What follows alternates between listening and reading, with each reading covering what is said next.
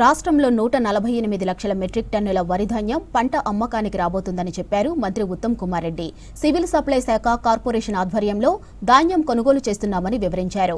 రాష్ట్రం మొత్తం 8,251 కొనుగోలు కేంద్రాలను ఏర్పాటు చేస్తున్నామన్నారు. ఎటువంటి సమస్యలు లేకుండా ట్రైనింగ్ స్టాఫ్తో కొనుగోలు కేంద్రాలను ప్రారంభించాలని ఆర్డర్స్ ఇచ్చామని వివరించారు. ఇక సూర్యాపేట జిల్లా హుజూర్ నగర్ వ్యవసాయ మార్కెట్ యార్డ్లో వరి ధాన్యం కొనుగోలు కేంద్రాన్ని ప్రారంభించారు మంత్రి ఉత్తమ్. యాసంగిలో రికార్డు స్థాయిలో పండిన పంటను అంతే రికార్డు స్థాయిలో కొనుగోలు చేస్తామని వివరించారు. ఈ కార్యక్రమంలో జిల్లా కలెక్టర్ తేజస్ నందలాల్ పవార్, జిల్లా ఎస్పీ నరసింహ పాల్గొన్నారు.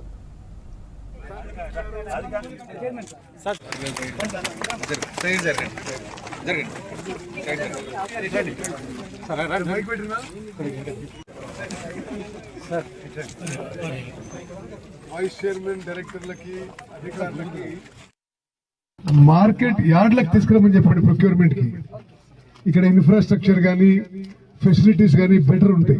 ఇప్పుడు సూర్యాపేటలో కానీ, కోదాడలో కానీ, హుజూర్ నగర్ లో కానీ, తుమ్మతుత్తులో కానీ encourage maximum procurement in market yard. సరే, ఆడ వాళ్ళకి వాళ్ళ ఊర్లోనే వాళ్ళకి సదుపాయం ఉందంటే ఓకే, బట్ ఇక్కడ ఫెసిలిటీస్ బెటర్ ఉంటాయి కదా. గత ఖరీఫ్ క్రాప్ లో చాలా మన రాష్ట్రంలోనే కాదు దేశంలోనే మంచి పేరు వచ్చింది ఇది ప్రొక్యూర్మెంట్ కి.